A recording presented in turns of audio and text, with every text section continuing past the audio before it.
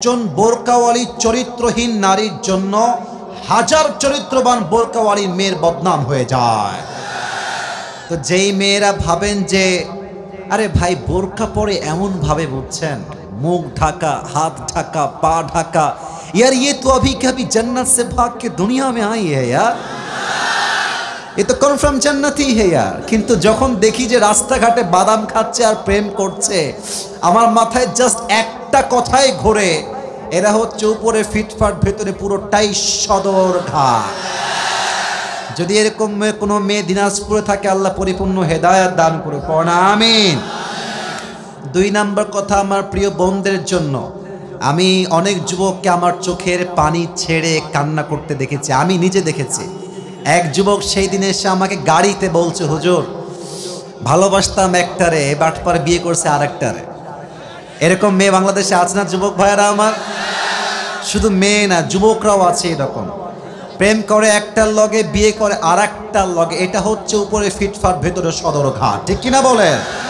তো বেশিরভাগ ক্ষেত্রে মেয়েরা এই ধোঁকাবাজিটা করে, তারা বেটার অপশন খোঁজার জন্য একজনকে বাদ দিয়ে আরেক জায়গায় যেতে চায়। আমার প্রিয় বোন, একটা কথা মাথায় রাখবেন, টাকা দিয়ে কিন্তু শুধুমাত্র সুখ খুঁজে পাওয়া যায় না, চরিত্রের দরকার সবচেয়ে বেশি যুবক ভাইরা আমার।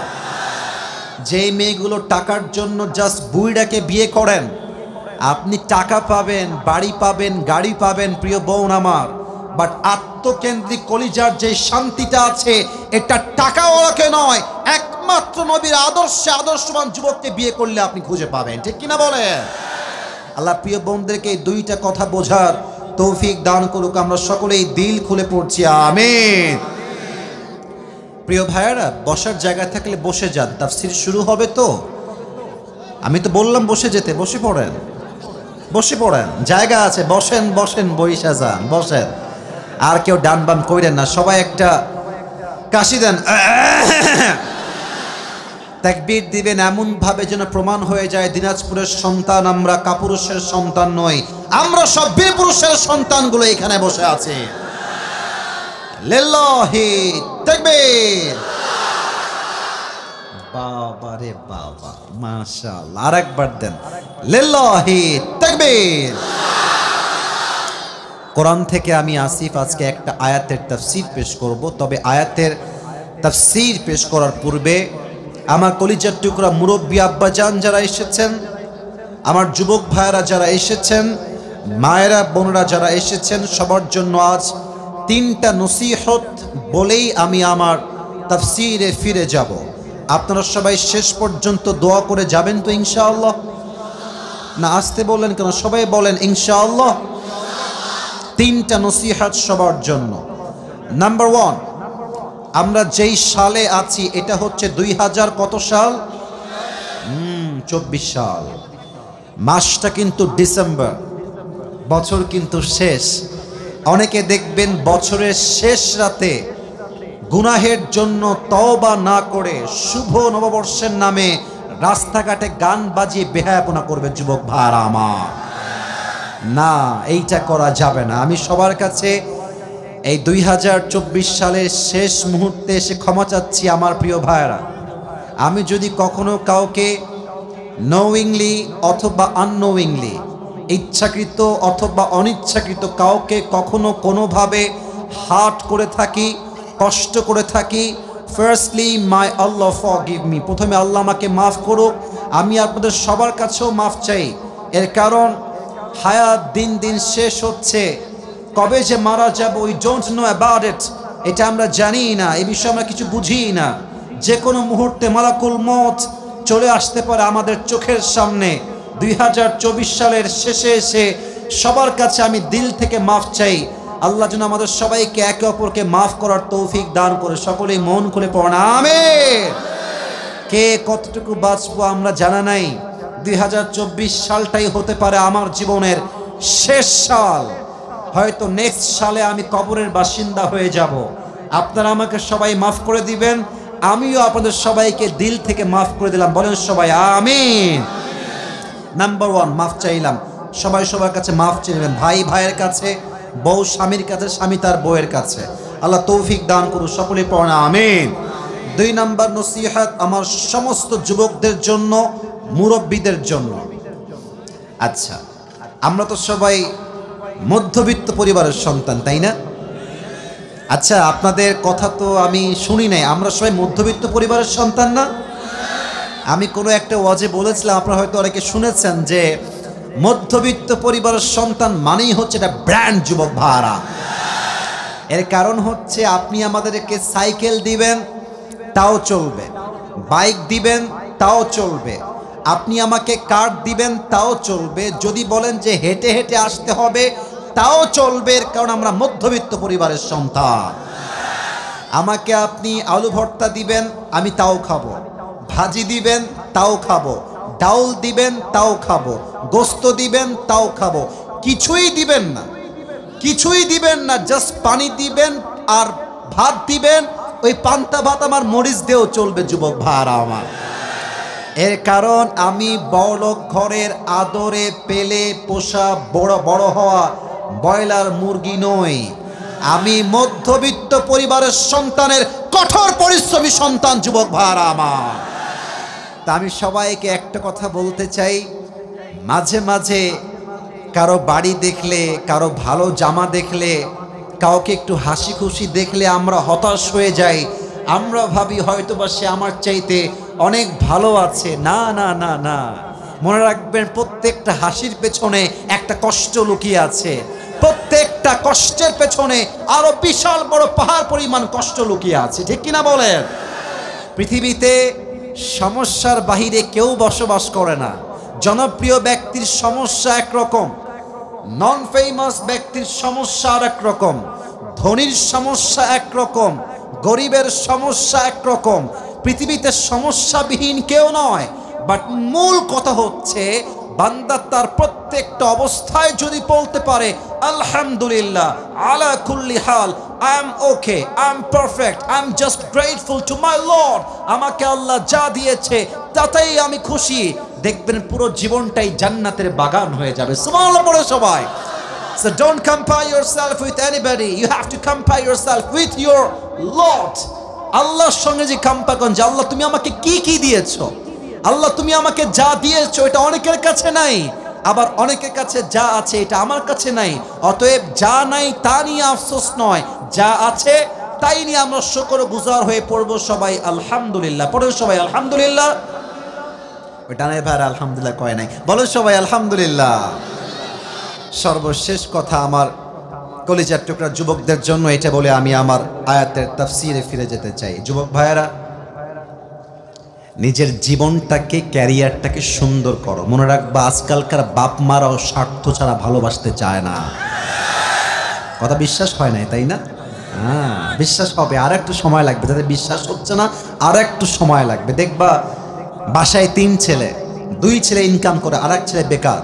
তুমি দেখবা বাপ মা যারা কাজ করে তাদেরকে বেশি ভালোবাসে, যারা টাকা পয়সা না বাপ মা ভালোবাসতে চায় না। যুবক ভাইরা, আমি নিজে দেখেছি, আমার নিজে দেখা, ইনকাম নাই, বাপ মা মাঝে মাঝে খেতে বসে, ছেলেটা একটা টুকরা ভাত হাতে নিয়েছে খাওয়ার জন্য, বাপ বলছে তোর তো ভাত খাওয়ার যোগ্যতাই নাই, তুই বের হয়ে যা, আর কতদিন আমার ঘাড়ে বসে বসে খাবি। মা বলছে তুই বের হয়ে যা, তোর মতো সন্তান আমার দরকার নাই। টাকা দিবেন, দেখবেন যে আপনি বাপের কাছেও প্রিয়, মায়ের কাছেও প্রিয়, বউয়ের কাছেও আপনি প্রিয় হয়ে যাবেন। এটা তিতা বাস্তব কথা।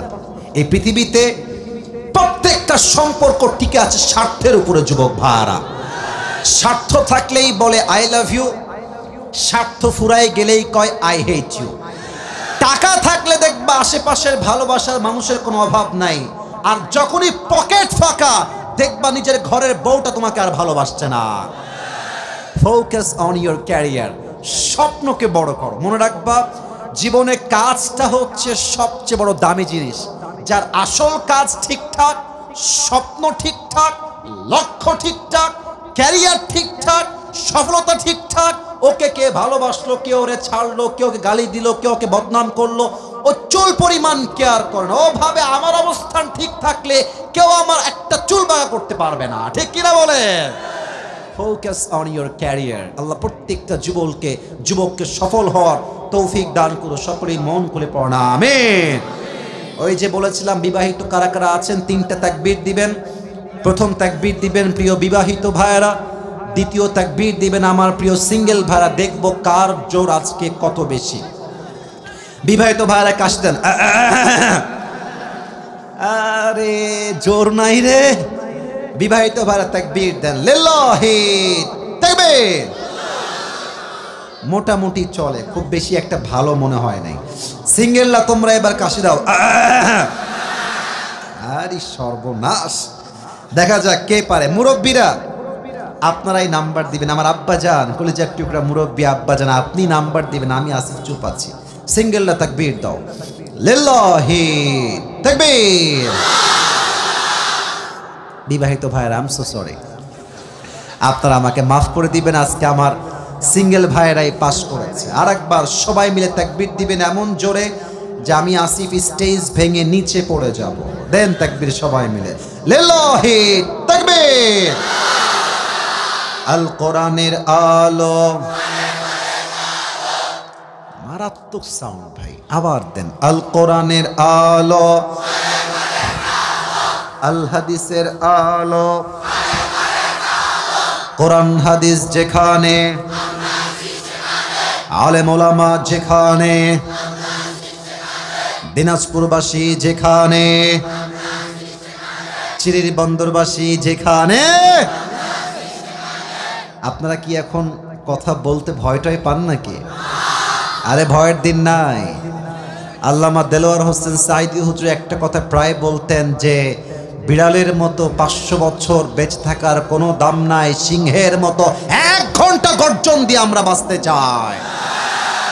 উনি এটা প্রমাণ করেছেন। ঈমান যদি হয় তাজা, পুরো জীবনটাই জেলখানায় কাটানো যায়, শহীদ হওয়া যায়, বাট মরতে মুমিন, মুজাহিদ মুমিন বাতিলের সামনে জীবন দিতে প্রস্তুত আছে, বাট তার মাথাকে বাতিলের সামনে মুমিন বান্দা নত করতে প্রস্তুত নয়। যুবক ভাইরা, দিস ইজ ঈমান।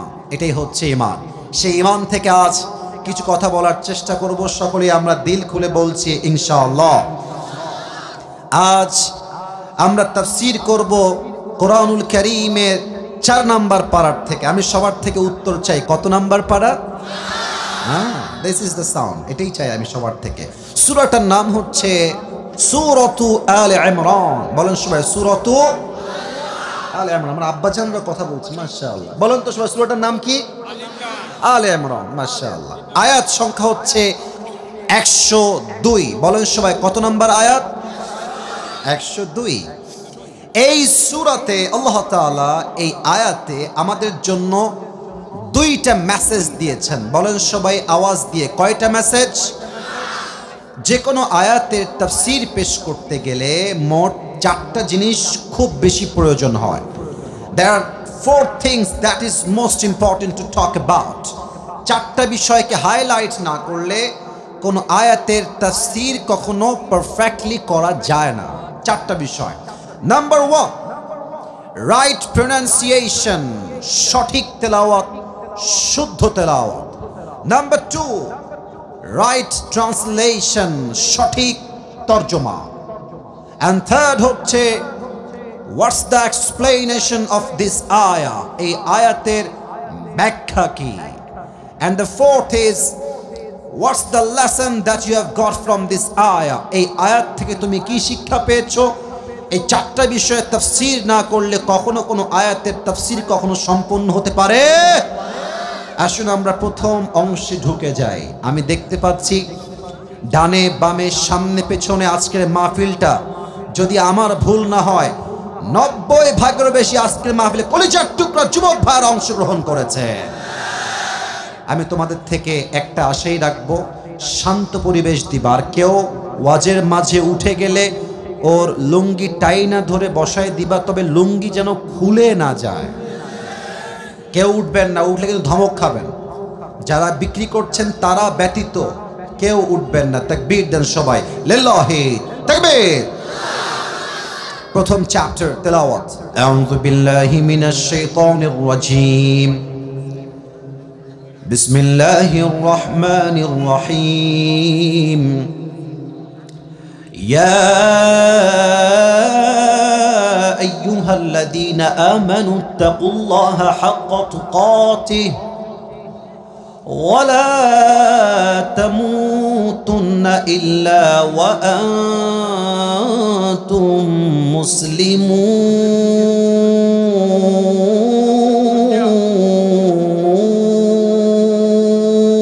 আল্লাহু আকবার। সঠিক তেলাওয়াত। Now I will try my best to translation of this ayah, to translate of this ayah. আমি এই আয়াতের তরজমা করার ট্রাই করছি। আল্লাহ তাআলা বলছেন, O you who believed, fear your Lord as he should be feared. وَلَا تَمُوتُنَّ إِلَّا وَأَنْتُمْ مُسْلِمُونَ, and do not die except as a Muslim. দুইটা message. এক, হে ঈমানদারেরা, তোমরা তোমাদের রবকে ভয় করো ভয় করার মতো। জাস্ট ফোকাস অন দিস আয়াহ, একটু বুঝবেন। আল্লাহ বলছেন শুধু ভয় করো, it's exactly not like that, এতটুকুই শেষ নয়। আল্লাহ বলছেন হাক্কা তুকাতিহি, ভয় করার মতো ভয় করো। ওয়ালা তামুতুন্না ইল্লা ওয়া আনতুম মুসলিমুন, যেহেতু তোমাদেরকে মরতেই হবে, তোমরা মুসলমান না হয়ে মারা যেও না। আবারও বলছি, যেহেতু তোমাদেরকে মরতেই হবে, কুল্লু নাফসিন যায়িকাতুল মাউত, everyone has to take the test of death. প্রতিটা মানুষকে মৃত্যুর স্বাদ যেহেতু গ্রহণ করতে হবে, অতএব মরার সময় মুসলমান না হয়ে মরে যেও না। এই হচ্ছে আয়াতের সাবলীল তর্জমা, রাইট ট্রান্সলেশন। এবার আমরা আসব ব্যাখ্যা। প্রথমেই আল্লাহ তাআলা এখানে বলেছেন তাকওয়ার কথা। প্রথমে আমরা জানবো যে তাকওয়া কাকে বলা হয়, কোরআন তাকওয়া নিয়ে কি বলে, আল্লাহর হাবিব তার হাদিসে তাকওয়াকে কিভাবে হাইলাইট করেছেন, এই বিষয়টাকে আমরা হাইলাইট করার ট্রাই করব। ফার্স্ট অফ অল আমি তাকওয়ার বেনিফিটটা বলতে চাই, লাভ বলতে চাই। একটা ব্যবসা আপনি যখন করবেন, যদি আপনি জানেন যে ব্যবসাটা করলে আমি কোটি কোটি কোটি টাকার মালিক হয়ে যাব, দেখবেন ব্যবসা করতে আপনার আগ্রহ বেড়ে যাবে। কথা ঠিক আছে কিনা বলেন? মনে করেন আপনাদের চিরিবন্দর বা দিনাজপুরে সবচাইতে ফেমাস ব্যবসা, যেটা প্রায় মানুষই করে থাকে, ব্যবসার নামটা কি বলেন তো? লিচু। আচ্ছা, দিনাজপুরের লিচু, তাই না? আচ্ছা, আপনি জানেন যে লিচুর ব্যবসা করলে আমার সিজনে প্রায় লাখ লাখ টাকা লাভ হবে, আপনার ইন্টারেস্ট বেড়ে যাবে, আগ্রহ বেড়ে যাবে। তো তাকওয়া অর্জন করলে লাভ কি, এটা জানলে আপনার তাকওয়া অর্জন করতে মনে চাইবে। আমি তাকওয়া অর্জনের তিনটা লাভ বলবো কোরআন থেকে। বলেন সবাই তো কয়টা? আমি শুনি নাই, আমাকে জোরে না বললে আমার ওয়াজ ভালো হয় না। বলেন সবাই কয়টা? এক, যেই বান্দা তাকওয়া অর্জন করবে, আল্লাহ তাআলা বলছেন ওয়া মান ইয়াত্তাকিল্লাহা ইয়াজআল লাহু মাখরাজা, whoever fear of his Lord, যেই বান্দা আল্লাহকে ভয় করে, আল্লাহ will make a way out for them। যেই বান্দার মাঝে তাকওয়ার গুণ আছে, ওই বান্দা যত বিপদগ্রস্ত হোক, পরিবারের চাল নাই, ডাল নাই, ভাত নাই, ব্যবসায় বরকত নাই, টাকা নাই, বাড়ি নাই, গাড়ি নাই, ডেঞ্জার ডেঞ্জার, বিপদ আপদ বালার শেষ নাই, আল্লাহ বলছে আমার বান্দা যদি হয় তাকওয়াওয়ালা, ওকে বিপদ থেকে বের করার দায়িত্ব আমি আল্লাহ নিজেই নিয়ে নিলাম। সুবহানাল্লাহ পড়ে সবাই। এক নাম্বার লাভ। আবার আল্লাহ তাআলা বলছেন ওয়ায়ারযুকুহু মিন হাইসু লা ইয়াহতাসিব, যেই বান্দার হৃদয়ে আল্লাহর ভয় থাকবে, তার যতই রিজিকের কমতি হোক না কেন, যতই অভাব হোক না কেন, আল্লাহ বলছেন আমি তাকে এমন জায়গার থেকে রিজিক প্রোভাইড করব, এমন জায়গার থেকে খাবার দিব, রিজিক দিব, লা ইয়াহতাসিব, they never could imagine before। এমন জায়গার থেকে রিজিক দিব, I will provide the sustenance from the sources they could never imagine before। এমন ভাবে আপনার সামনে রিজিক চলে আসবে, আপনি কল্পনাই করতে পারবেন না যে রিজিকটা আসলে আসলো কই থেকে, বাট দিয়েছে একজন। আওয়াজ দিয়ে বলেন সবাই, তিনি কে? দুই নাম্বার লাভ। তিন নাম্বার লাভ আরো মারাত্মক। আচ্ছা বলেন, দিনাজপুরের চিড়বন্দরের ভাইয়ারা, আমরা সবাই জান্নাত চাই কি চাই না? আমার আব্বাজানরা বলেছে, আপনারা আমার আওয়াজটা মনে হয় বোঝেন নাই। আমরা সবাই মুসলমান হিসেবে জান্নাত চাই কি চাই না? সূরাতুর রহমান 27 নম্বর পারা আল্লাহ তাআলা বলছেন, ওয়ালিমান খাফা মাকামা রাব্বিহি জান্নাতান, for he who has feared the position of his Lord are two gardens. যেই বান্দা আল্লাহকে ভয় করে, কিয়ামতের দিবসে আল্লাহ তাআলা তার জন্য দুইটা জান্নাতের ঘোষণা দিবেন। আপনি একটা জান্নাতের মালিক হবেন না। আল্লাহ বলবে, যেহেতু তোমার মাঝে আমার ভয় ছিল, তাকওয়া ছিল, আমি আল্লাহ তোমাকে আজকে দুইটা জান্নাতের মালিক বানাই দিলাম। আল্লাহু আকবার। এই হচ্ছে তাকওয়া অর্জনের বেনিফিট বা লাভ। আচ্ছা, 5 আগস্টের আগে আমরা দেখেছি কয়েক দিনের মেয়র, কয়েক দিনের চেয়ারম্যান, বাপরে বাপ, BMW কিনে ফেলেছে, ঢাকা শহরে ফ্ল্যাট হয়ে গিয়েছে। বুঝতে হবে, দাল মে কুছ কালা তো জরুর হ্যায়। এখন আমরা দেখতে পাচ্ছি অনেকে নতুন করে পাখনা গজিয়েছে, তারা নতুন করে ইসলামকে আঘাত করতে চায়। মাথায় রাখবেন, সাইদি সাহেব বলেছিলেন, যারা তোমরা আমাদেরকে গালি দাও মৌলবাদী বলে, তারা হচ্ছে সবাই আগাবাদী। বলেন তো, গোড়ায় শক্তি বেশি হয় না আগায় শক্তি বেশি হয়? গাছের আগায় শক্তি বেশি না গোড়ায় শক্তি বেশি? সাইদি সাহেব বলতেন, বাড়াবাড়ি বেশি কইরো না। 16 কোটি মানুষ গাছের গোড়ায় একটা ঝাঁকুনি দিবে, মামুর বাড়ি দিল্লি গিয়ে তোমরা পড়বা, দিল্লি গিয়ে পড়েছে। অতএব স্পষ্ট কথা, আমার এই দেশে নেতার দাম বেশি নয়, মন্ত্রীর দাম বেশি নয়, যার টাকা বেশি তার দাম বেশি নয়, একমাত্র যে তার রবকে ভয় করে তার দাম আল্লাহর কাছে বেশি, মানুষের কাছেও বেশি হওয়া লাগবে। ঠিক কিনা বলেন? ইন্না আকরামাকুম ইনদাল্লাহি আতকাকুম, indeed the most noble of you is the most righteous of you. আল্লাহ তাআলা বলছেন, তোমাদের মাঝে সবচেয়ে সেরা ইন সাইট অফ আল্লাহ সুবহানাহু ওয়া তাআলা, আল্লাহর কাছে সে যার হৃদয়ে ভয় আছে এক সত্তার। আওয়াজ দিয়ে বলেন সবাই, তিনি কে? যাদের হৃদয়ে আছে আল্লাহর ভয়, তারা কভু পথ ভুলে যায় না। আল্লাহর প্রেম ছাড়া এই দুনিয়ায় কারো কাছে কোনো কিছু চায় না। ঠিক কিনা বলেন? রাতের আধারে যারা সিজদাতে রয়, দু চোখের অশ্রুতে নদী যেন বয়, ছলনার হাত ছানি যতই আসুক, ছলনার হাত ছানি যতই আসুক, পেছনে ফিরেও সে তাকায় না। পড়েন না সবাই, যাদের হৃদয়ে আছে আল্লাহর ভয়, তারা কভু পথ ভুলে যায় না। আল্লাহর প্রেম ছাড়া এই দুনিয়ায় কারো কাছে কোনো কিছু চায় না। ঠিক কিনা বলেন? এবার আসুন, তাকওয়া কাকে বলে? তাকওয়া, আমি আসিফ হুজুর আজকে চিরিবন্দরের মাটির তাকওয়ার আমি দুইটা ডেফিনেশন দিব, দুইটা সংজ্ঞা। বলেন সবাই, কয়টা? দুইটা। এক,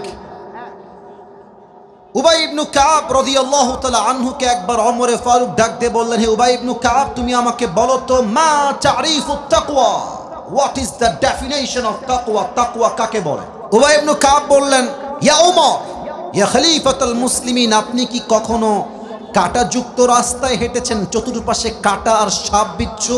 বলছে, ইয়েস, আমি অনেকবার জঙ্গলে হেঁটে এসেছি। বাট কেন? বলছে, আপনি জঙ্গল যখন কাঁটা থাকে আপনি হাঁটেন কেমন করে, আপনার হাঁটার স্টাইল ছিল কেমন করে? তো ওমরে ফারুক বললেন যে, আমার যেই, আমি পা তুলতে পারছি না, সরি, জুতা, এটা আমি পরি বুট জুতা, যাতে করে কোনো কাঁটা ভেতরে ঢুকে না যায়।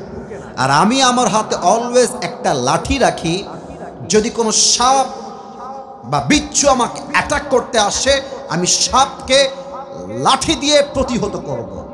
উবাই ইবনে কাব বললেন, that is the definition of তাকওয়া, এটাই হচ্ছে তাকওয়া। ওমরে ফারুক বললেন, এটা কেমনে? লা মুহাল, এটা তাকওয়ার সংজ্ঞা হয় কেমনে? প্লিজ এক্সপ্লেইন টু মি, ব্যাখ্যা করেন, এর ব্যাখ্যা আসলে কি? এবার উবাই ইবনে কাব ডাক দিয়ে বলছে, ইয়া উমর, ইয়া খলিফাতুল মুসলিমিন, এই দুনিয়ার জমিনে যখন আপনি চলতে যাবেন, একদিকে আছে হালাল আর একদিকে আছে হারাম। মনে করেন আমাদের এই বাংলাদেশে আজকাল মামা খালু না থাকলে সরকারি চাকরি পাওয়াই যায় না। সরকারি কেন, যে কোনো চাকরি পেতে গেলেই বলবে যে মিষ্টি আর চা খাওয়ার জন্য 5 লাখ টাকা দিলেই আপনার চাকরিটা হয়ে যাবে। ডক্টর ইউনূস সাহেবকে আমি একটা আবদার করতে চাই, আপনি নিয়ম করবেন যদি কোনো যোগ্য ব্যক্তি চাকরি নিতে গিয়ে ঘুষ দিতে হয়, যে ঘুষ নিবে তার জিহ্বাটা ছেড়ে ফেলতে হবে। যুবক ভাইরা আমার, চাকরি হচ্ছে হালাল, বাট ঘুষ দিয়ে চাকরি নেওয়া এটা হচ্ছে হারাম।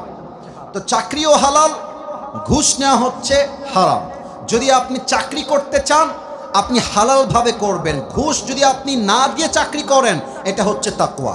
আপনি বলবেন যদি আমাকে ঘুষের টাকা দিয়ে চাকরি নিতে হয়, ওই চাকরি আমার দরকার নয়, আমি ভ্যান চালায় খাবো, আমি ধান কেটে খাবো, আমি রিক্সা চালায় খাবো, বাদাম বিক্রি করে খাবো, বাট আমি মুসলমান ঘরের সন্তান, আমি হারামকে অর্জন করতে পারবো না। ঠিক কিনা বলে? দিস ইজ তাকওয়া। হারামকে অ্যাভয়েড করবেন। আমি আবারও বলছি, তাকওয়া বুঝবেন, হারামকে ফেলাই দিবেন, হালালকে অ্যাকসেপ্ট করবেন, এটাই হচ্ছে তাকওয়া। আচ্ছা, আপনাদের চিরিরবন্দর দিনাজপুরে বিয়ে শাদী হয় না? আরে না হইলে আপনারা আসলেন কই থেকে রে ভাই? কথা কোন হয় না? হয়। আপনারা দেখবেন মুরব্বী আব্বাজান যারা আছেন, আমার আব্বাজানেরা, মুরব্বীরা, আমাকে এই চ্যাপ্টারে একটু মাফ করবেন। মুরব্বী আব্বাজান যারা এসেছেন, আমি আপনার কাছে আপনার পায়ে হাত রেখে আগেই মাফ চাচ্ছি। আমি আপনাদের কাউকে চিনি না, কারোর সঙ্গে আমার কোনো শত্রুতা নয়, একদমই নেই। দেখবেন মুরব্বী আব্বাজান 5 ওয়াক্ত নামাজ পড়ে, বাট মেয়ের বিয়েতে ডিজে বক্সে গান বাজিয়ে মেয়ের বিয়ে দেয়। তা আমি একজন বাবাকে, মানে মুরব্বী চাচা দাড়িওয়ালা, বললাম যে আব্বাজান আপনি একজন হাজী সাহেব, আপনি 5 ওয়াক্ত নামাজ পড়েন, আপনার মেয়ের বিয়েতে ডিজে বক্স কেন আব্বাজান? তা আমাকে বলছে হুজুর একটা মাত্র মেয়ে, ডিজে গান না বাজালে কি বিয়েটা জমে? আহা আব্বাজান আপনি কি ভাবলেন? বিয়েটা হচ্ছে হালাল আর ডিজে বক্স হচ্ছে হারাম। আপনি একটা পবিত্র কাজ করতে গিয়ে ডিজে বক্স আনলেন, আপনার মেয়ের সংসার তো আপনি আগেই বরকতবিহীন করে ফেললেন। যুবক ভাইরা, ঠিক কিনা বলেন? হালালকে অ্যাকসেপ্ট করতে হবে, হারাম থেকে বাঁচতে হবে। নাম্বার 1 ডেফিনেশন অফ তাকওয়া, এটাই হচ্ছে তাকওয়া। 1 নাম্বার। 2 তাকওয়া মানে হচ্ছে রাত হচ্ছে অন্ধকার, রাত বাজে 2টা, আমার রুমের গেট লাগানো, জানালা লাগানো, আমি শুয়ে শুয়ে পর্নোগ্রাফি দেখছি, ব্লু ফিল্ম দেখছি, হিন্দি সিনেমা দেখছি, আমার দরজা বন্ধ, জানালাও বন্ধ, বাট এই রাত 2টার সময় আমাকে কেউ না দেখলেও আরশে আজিম থেকে দেখছে একজন। আওয়াজ দিয়ে বলেন সবাই, তিনি কে? এটাই তাকওয়া। No one can see, but Allah is observing us in every single moment, every single time. প্রতিটা মুহূর্তে আমাকে পর্যবেক্ষণ করছেন। 100 আওয়াজ দিয়ে বলেন সবাই, তিনি কে? একজন যুবক সেদিন একটা কথা বলল, আমার কলিজায় এসে কথাটা আঘাত করেছে। সময় খুবই কম, শর্টকাটে বলার ট্রাই করছি। যুবকটা বলল, হুজুর রাত বাজে 1টা বা 2টা, বলেন তো সবাই, রাত বাজে 1টা বা, এটা কিন্তু আমি মজা নেওয়ার জন্য বলছি না, আমি হাদিসটাকে বাস্তবিক প্রেক্ষাপট থেকে বোঝাবার ট্রাই করছি। তো যুবক বলল, হুজুর আমি একজন এমন যুবক যেই যুবকটা পর্নোগ্রাফির নেশায় আসক্ত। পর্ন ভিডিও না দেখলে আমার রাতের বেলা ঘুমই আসে না, এটা আমার বাজে একটা নেশা। তা আমি বললাম কি হয়েছে বলো, কি সমস্যা? তো সে বলল, হুজুর রাতের বেলা আমি পর্নোগ্রাফি দেখছি, রাত বাজে 1টা বা 2টা, বাসায় আমার মাও নাই বাবাও নাই, নো ওয়ান ইজ দেয়ার, কেউ নাই বাসায়, আমি একা, রুমের লক করা, সব window is locked and the gate is also locked, সব বন্ধ করা, আমার কানে হেডফোন দেওয়া। হঠাৎ করে পর্নোগ্রাফি দেখতে দেখতে একটা ঠাস করে আমার কানে শব্দ আসলো। আমি সঙ্গে সঙ্গে মোবাইল ফোনটা অফ করে দিয়ে রেখে দিলাম। ভেবেছি বাপ মা কেউ চলে আসছে, মনে হয় দেখে ফেলবে আমাকে পর্নোগ্রাফি দেখা অবস্থায়, আমার মান সম্মান নষ্ট হয়ে যাবে। আমি ভয়ে থরথর করে কাঁপছি, কে আসলো, কে আমাকে দেখে ফেললো মনে হয়। গেট খুলে দেখছি আওয়াজটা আসছে একটা ছোট্ট ক্যাট, ছোট্ট বিড়ালের মাধ্যমে। বিড়ালটা ওখানে দাঁড়ায় আছে। আমার মাথায় টনক নড়ল, ইস রে, একটা বিড়ালের শব্দে আমার আত্মা কেঁপে উঠল, আমার সম্মানের ভয় লাগলো। বাট আমি যে পর্নোগ্রাফি দেখছি, কোথায় সেই বিড়াল আর কোথায় আমার রব? আমাকে তো প্রত্যেকটা মুহূর্তে আমার রব পর্যবেক্ষণ করছে। যুবক ভাইরা, কথা ঠিক আছে কিনা বলো সবাই আমাকে। এটা ভেবে আমার কলিজা আঘাত লাগলো, হুজুর যে আল্লাহ তো আমাকে দেখছে, আমি আল্লাহকে ভয় পাইলাম না, আমি বিড়ালকে ভয় পাইলাম। ওই দিন থেকে আমি তওবা করেছি, আজ অবধি কখনো আমি আর পর্নোগ্রাফি দেখি নাই। সুবহানাল্লাহ পড়বেন না আপনারা সবাই? আচ্ছা, আপনারা যুবকরা মুরব্বীরা চিনবেন হয়তো বা, পাকিস্তানের একজন টপ ফেমাস স্কলার, তার নাম হচ্ছে মাওলানা তারিক জামিল। কেউ শুনছেন নামটা? পাকিস্তানের একজন টপ ফেমাস স্কলার। আমি আসিফের তো জামা কাপড়ের রং ঢঙের শেষ নাই, সানগ্লাস একরকম, টুপি একরকম, জুব্বার একরকম, ব্লেজার একরকম। আমরা একটু স্টাইলিশ, কোয়ালিফাইড, মডার্ন হওয়ার ট্রাই করি। বাট মাওলানা তারিক জামিল একদম সাদা সিধে মানুষ, অলওয়েজ সাদা পাঞ্জাবি, অলওয়েজ সাদা পায়জামা, অলওয়েজ সাদা পাগড়ি। কালকে বা কয়েকদিন আগে আমি তার ইউটিউবে একটা লেকচার শুনছিলাম অ্যাবাউট তাকওয়া, তাকওয়া নিয়ে। উনি একটা বাস্তবিক ঘটনা বললেন, আমি জাস্ট তাকওয়াকে বোঝাবার জন্য বলতে চাই। বলা যাবে নাকি যাবে না? পেছনে পারমিশন পাইছে, সামনে আওয়াজটা বেশি একটা কানে আসে নাই। বলা যাবে কি যাবে না? উনি বললেন, যেহেতু উনি পাকিস্তানের মানুষ, তো ওনার কথা কিন্তু উর্দু ভাষায় ছিল। আমি জাস্ট বোঝাবার স্বার্থে মাঝে মাঝে কথাগুলো কোট করার ট্রাই করছি। মাওলানা তারিক জামিল বললেন, একজন যুবক, মুসলমান ইমানদার যুবক, হুজুর টাইপের, তাবলীগ করে সে, তো সে খ্রিস্টানদের মিশনারি যে হসপিটাল থাকে ওখানে ভর্তি হয়েছে রোগের চিকিৎসার জন্য। এবার বলেন তো, খ্রিস্টানদের যে হসপিটালগুলো থাকে ওখানকার নার্স যারা হয়, নার্স, তারা কি মুসলমান হয় না খ্রিস্টান হয়? এই তো বুঝে গেছেন, মুসলমান হয় না খ্রিস্টান হয়? খ্রিস্টান হয়। তো যুবকটা প্রায় 7 দিন যাবৎ মেডিকেলে ভর্তি। 10 দিন যখন হয়ে গেছে, পাকিস্তানের সেই খ্রিস্টান মিশনারি হসপিটালে একজন নার্স এসে যুবককে বলছে, मैं आपसे शादी करना चाहती हूँ, আমি আপনাকে বিয়ে করতে চাই। সে কিন্তু খ্রিস্টান, আর যুবকটা কি খ্রিস্টান না মুসলমান? মুসলমান।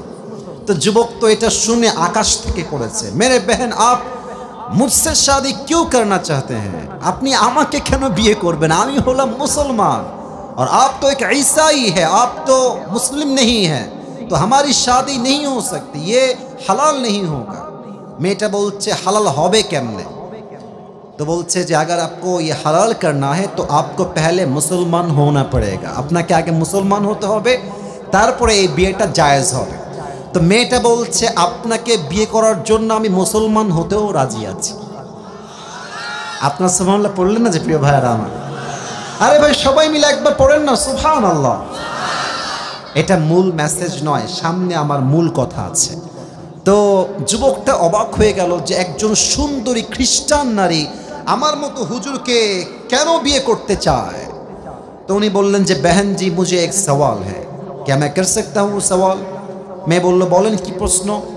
তো যুবক বলছে, यहाँ पे हजारों लड़के हैं, आप मुझे ही क्यों शादी करना चाहती हैं? আপনি আমাকে কেন বিয়ে করবেন?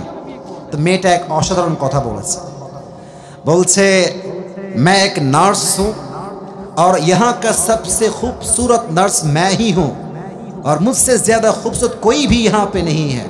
तो जब भी मैं इस रूम में आता हूँ तो मैं देखता हूँ कि हर कोई मुझे आँख उठा के देखती है कि कितनी हसीन लड़की यहाँ पे आई हुई है, लेकिन तुम अकेला एक इंसान हो, जब भी मैं आती हूँ यहाँ पे तुमने कभी भी मेरी तरफ आँख उठा के नहीं देखा। আমি দেখেছি প্রত্যেকটা যুবক আমি রুমে আসলে ফেল ফেল ফেল ফেল করে তাকায় থাকে, কত সুন্দরী মেয়ে আসছে, বাট তোমাকে আমি দেখেছি তুমি কখনো একটা পলক আমার দিকে চোখ তুলে কখনো তাকাও না। তো আমি একজন মুসলমানকে বললাম যে যুবকরা আমাদের দিকে তাকায় না কেন, এই যুবক আমাকে দেখে না কেন? তো সে আমাকে বলল যে তারা তাদের রবকে ভয় করে। তারা জানে আমি যদি হারামভাবে কোনো মেয়েকে তাকাই থাকে দেখি, আমাকে কেউ না দেখলেও দেখে একজন, তিনি কে?